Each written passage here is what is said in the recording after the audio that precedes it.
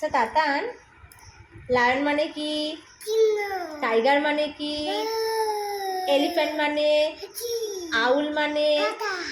আর crocodile মানে? Fox মানে? Fox মানে ক্যাট। হ্যাঁ, আর ফ্রগ মানে? ফ্রগ মানে না, ভালো করে বলো। ফ্রগ মানে ব্যাগ। হ্যাঁ, তারপরে বলো ক্যাট মানে? ডগ মানে? ডগ মানে?